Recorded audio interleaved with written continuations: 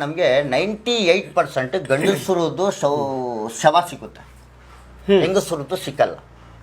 ಇದು ಭಾಳ ಯೋಚನೆ ಮಾತಿದ್ದು ನಿಮ್ಗೆ ಹೇಳ್ತಾ ಇರೋದು. ಓಕೆ, ನಿಮ್ಗೆ ಹೇಳ್ದಲ್ಲ 5 ವರ್ಷದ್ದು ನಮಗೆ ಒಂದು ಇದಿದೆ, ಎಕ್ಸ್ಪೀರಿಯನ್ಸ್ ಇದೆ ಅಂತ. ಈಗ ಈ ಮಾತು ಕೇಳ್ತೀನಿ ನೋಡಿ.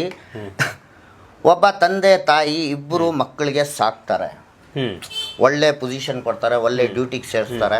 ಆಗ ತಂದೆದು ವಯಸ್ಸಾಗಿರ್ತದೆ, ವಯಸ್ಸಾಗಿದ್ರೆ ಸ್ವಲ್ಪ ಕಚಾಪಚ ಇರ್ತದಲ್ಲ. ಆ ಮಗು 7 ವರ್ಷಕ್ಕೆ ಗಂಡು ಮಗು ಹೆಣ್ಮಗು ಆಗಲಿ ಒಂದು 7 ವರ್ಷಕ್ಕೆ ಬಂದುವಾಗ ಆಗ ತಾಯಿಗೆ ಒಂದು ಚೇಂಜಸ್ ಬಂದ್ಬಿಡ್ತದೆ. ನಮ್ಮ ಮಕ್ಕಳಿದೆ, ನನಗೆ ಈ ದೇವ್ರನ್ನ ಹಳೇದಾಯ್ತು ಅಂತ ಸ್ವಲ್ಪ ಹಿಂದೆ ಗಂಡ ಮಾಡಿರ್ತಾರೆ, ಇವ್ರ ಸಪೋರ್ಟಲ್ಲಿ ಬರ್ತಾರೆ. ಆಗ ತಂದೆ ಏನಾರ ಸ್ವಲ್ಪ ವಯಸ್ಸಾಗಿರ್ತದ, ಆಗ ಸಂಪಾದನೆ ಮಾಡೋದು ಮಕ್ಕಳು. ತಂದೆ ವಯಸ್ಸಾಗಿರ್ತಾರೆ, ಅದು ಯೋಚನೆ ಮಾಡಲ್ಲ, ನಮ್ಮ ತಂದೆ ಹೆಂಗ್ ಕಷ್ಟಪಟ್ಟು ಸಾಕಿದ್ದಾರೆ ಅಂತ ಗೊತ್ತಿಲ್ಲ. ಏನು ಊಟಕ್ಕೆ ಏನೋ ಒಂದು ಮಾತು ಆಗಿದ್ರೆ ಇವನ್ ಏನ್ ಹೇಳ್ತಾರ ಅಂದ್ರೆ, ಇರಪ್ಪ ನೀನು ಸುಮ್ಮನೆ ತಲೆ ತಂತ ಇದೆಯಲ್ಲ, ನೀನ್ ಹಾಕಿದ್ರೆ ಮನೆಗೆ ಹೋಗು ಆಚೆ ಅಂತ. ಇದು ಆಗ ಆ ಹೆಂಡತಿ ಆ ಗಂಡನಿಗೆ ಸಪೋರ್ಟ್ ಮಾಡಲ್ಲ. ಯಾಕಂದ್ರೆ 100% ಅವನಿಗೆ ವಯಸ್ಸಾಯ್ತು, ಅವ್ನು ಸಾಕಲ್ಲ, ನೆಕ್ಸ್ಟ್ ನಾನು ಈ ಮಕ್ಕಳಿಗೆ ಸೇವೆ ಮಾಡ್ರೆ ಈ ಮಕ್ಕಳ ನನಗೆ ಸಾಕೋದು ಅಂತ ಒಂದು 80% ಇದು ನಡೀತಾ ಇದೆ. 20% ಹಳೆ ಕುಟುಂಬದವರು, ಒಳ್ಳೆ ತಂದೆ ತಾಯಿ ಇರೋರು, ಅವರೇ 20% ಸಾಕ್ತಾ ಇರೋದು. ಆಗ ಆ ತಂದೆ ಯೋಚನೆ ಮಾಡ್ತಾನೆ, ಇಷ್ಟು ಕಷ್ಟಪಟ್ಟು ನಾನು ಸಂಪಾದನೆ ಮಾಡಿ ಆ ಮಕ್ಕಳಿಗೆ ಸಾಕಿ ಇಲ್ಲಿ ಮರ್ಯಾದೆ ಇಲ್ಲ, ನಾನು ಇರೋದು ಬೇಡ ಅಂತ ಅವನು ಮನೆ ಬಿಟ್ಟು ಫುಟ್ಪಾಟಿಗೆ ಬಂದ್ಬಿಡ್ತಾನೆ. ಅವ್ನು ಸತ್ತುವರೆಗೂ ಅವನಿಗೆ ನೀರು ಕುಡಿಸೋರು ಇರಲ್ಲ, ಅಲ್ಲಿ ಹೆಂಡತಿನೂ ಕೇರ್ ಮಾಡಿರಲ್ಲ, ಮಕ್ಕಳು ಕೇರ್ ಮಾಡಿಲ್ಲ.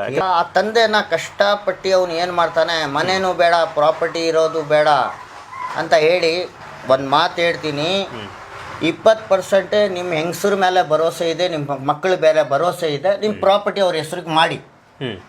ಆದರೆ ಸರ್ ದಯವಿಟ್ಟು ನೀವು ಇರೋವರೆಗೂ ಹೆಂಗಸರ ಹೆಸರಲ್ಲಿ ಪ್ರಾಪರ್ಟಿ ಮಾಡೋಕ್ಕೆ ಹೋಗ್ಬೇಡಿ ಸರ್. ದಯವಿಟ್ಟು ನಾವು ಹೇಳ್ತಾ ಇದ್ದೀವಿ. 20% ನಮ್ಮ ಅಕ್ಕ ತಂಗಿರು ಅಮ್ಮ ಎಲ್ಲ ಚೆನ್ನಾಗಿದ್ದಾರೆ, 20% ಒಳ್ಳೆ ಕುಟುಂಬದಲ್ಲಿ ಹುಟ್ಟಿರೋದು. ಅವರು ಗಂಡನಿಗೆ ಇವತ್ತವರೆಗೂ ದೇವರು ಅಂತ ಸತ್ರು 20 ಸತಿ ಪೂಜೆ ಮಾಡೋಕೆ ಅಂತಾನು ನೋಡಿದ್ದೀನಿ ನಾನು. ಆದರೆ ಈ ಪ್ರಾಪರ್ಟಿ ಎಲ್ಲ ಬರ್ಸ್ಕೊಂಡು ಅವನಿಗೆ ಲಾವಾರಿಸ್ ಅಂತ ಅವ್ನು ಸಾಯೋವರೆಗೂ ಅವ್ರು ಆತ್ಮಕ್ಕೆ ಶಾಂತಿ ಸಿಕ್ಕಕ್ಕೆ ಅವ್ನ ಬ್ಲಡ್ ರಿಲೇಟಿವ್ ಇರಲ್ಲ ಸರ್. ಅದು ಅಷ್ಟು ಎಲ್ಲ ಇದೆ, ಎಲ್ಲ ನೋಡ್ಬಿಟ್ಟಿದ್ದೀವಿ. ನಾನು ಓಪನ್ ಆಗಿ ಹೇಳ್ತೀಯಲ್ಲ ಸರ್, ನನಗೆ ಆ ಥರ ಶವ ಸಿಕ್ಕಿದಾಗ ಆ ಹೆಂಡತಿನೂ ಬರಲ್ವಾ ಅಲ್ಲಿಗೆ? ಯಾರು ಬರಲ್ಲ, ಮಕ್ಕಳು ಬರಲ್ಲ, ಯಾರು ಬರಲ್ಲ. ನೀವೇ ಹೋಗಿ ಸಂಸ್ಕಾರ ಮಾಡಿ ಹೋಗಿ ಅಂತ ದುಡ್ಡು ಕೊಟ್ಬಿಡ್ತಾರೆ? ಇಲ್ಲ ಹಂಗೆ ಇಲ್ಲ, ದುಡ್ಡು ಅವ್ರಿಗೆ ನಾನೇ ದುಡ್ಡು ಕೊಡ್ತೀನಿ ಅವ್ರಿಗೆ. ಬರೀ ಅವ್ರು ಬಂದು ನಿಂತ್ಕೊಳ್ಳಿ, ಅವ್ರ ಖರ್ಚು ನಾನೇ ಕೊಡ್ತೀನಿ ಸರ್. ಅಷ್ಟೆಲ್ಲ ನೋಡಿದ್ದೀವಿ ಸರ್. ಇದು ಈ ಕಾಲ ಇದೆಯಲ್ಲ, ಕಯಾಮತ್ ಅಂತಾರೆ ನಮ್ಮ ಇದರಲ್ಲಿ ಎಲ್ಲ ಇದ್ದಾಗದು, ಆ ಕಾಲ ನಡೀತಾ ಇರೋದು. ಈ ಥರದ್ದು ನೀವು ನೋಡಿದ್ರ ಸರ್? ಅನೇಕ ಸರ್ ನೋಡಿದ್ದೀನಿ. ಈಗ ನೋಡಿ, ಕರೋನಾದ ಮುಂಚೆ ನಾನು ಒಂದು ಮಾತು ಹೇಳ್ತಾ ಇದ್ದೆ, ನಾನು ಓದಿರೋ ಕೇಳಿರೋ ಗುರುಗಳಿಂದ ಮಾತು, ನಫ್ಸಿ ನಫ್ಸಿಗ ಆಲಂ ಬರ್ತದೆ ಅಂತ. ನಫ್ಸಿ ಅಂದರೆ ಯಾರು ಯಾರಿಗೂ ಆಗಲ್ಲ ಅಂತ ಕಾಲ ಬರ್ತದೆ ಅಂತ ನಾನು ಹೇಳ್ಕೊಂಡು ಬರ್ತಾ ಇದ್ದೆ. ಆಮೇಲೆ ಹೇಳ್ಕೊಂಡು ಬತ್ತಾ ಜನಗಳಿಗೆ ಅದು ಅರ್ಥ ಆಗ್ತಾ ಇಲ್ಲ. ಯಾಕಂದರೆ ಕಣ್ಣಿಂದ ನೋಡಿದ್ರೆ ಗೊತ್ತಾಗೋದು ಜನಗಳಿಗೆ. ಜೋ ದಿಕ್ತಾ ಹೈ ವೋ ಬಿಕ್ತಾ ಹೈ ಹಿಂದಿಯಲ್ಲಿ ಹೇಳ್ತಾರೆ, ಆ ಥರ ಯಾರಿಗೂ ಅರ್ಥನೇ ಆಗ್ತಾ ಏನಿಲ್ಲ. ಕರೋನಾ ಸ್ಟಾರ್ಟ್ ಆಯಿತು ಸರ್. ಮೊದಲನೇ ಹೆಣ ಮೈಸೂರಲ್ಲಿ ಕರೋನಾ ಅಂತ ಹೇಳಿ 20 ಜನ ಬಂದು ಹೆಣನೂ ಬಿಸಾಕ್ ಹೋಗಿದ್ದಾರೆ. ಮೊದಲನೇ ಕೇಸ್ ನಂದು.